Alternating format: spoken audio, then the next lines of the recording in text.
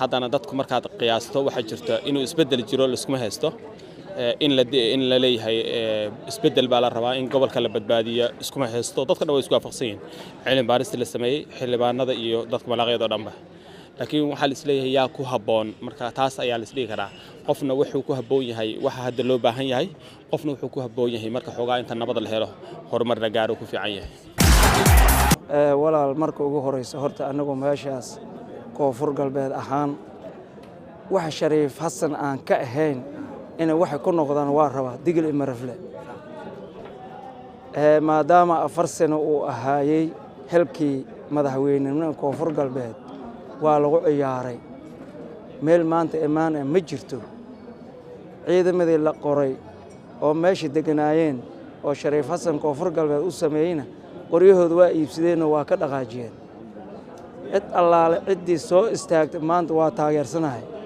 laakiin gaar ahaan ama digil imarafle waxa uu qabanay aan isleeyahay Sheekh Mukhtaar Roobow Cali Abu Mansuur waa soo dhaweynayna musharaxnimadiis waa soo dhaweynayna maadaama inuu isku soo sharaxo maadaama asigu dalkii khatar adag ku jiro dalkii koonfur galbeed la dhihi jiray inuu khatar uu ku sugan yahay inuu isku soo sharaxo oo dalkaas uu xoreeyo waa rabnaa way hadda waayna isbedel inay arada ku dhiido inay iisha muxuu ahaay maamulka koonfur galbeed insha allahu tacaala la mahadiyo mid la mahadiyo naqado waa la isbedel ku dhiyo aradaas haddii ilaahay idmo insha allahu tacaala iyaa horta iidan rajeeyo wayna taasoo ka dhaladaas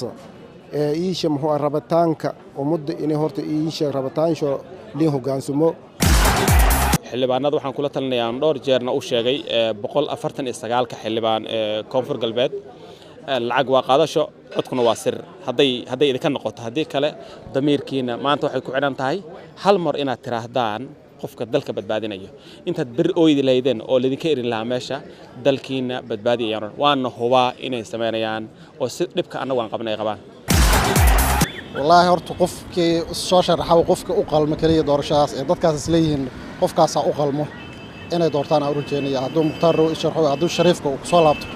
in nin wax qabad leh oo dadka maaragtay dooranaya oo aad looga fiirsado qof walba wax qabad leh in loo doorto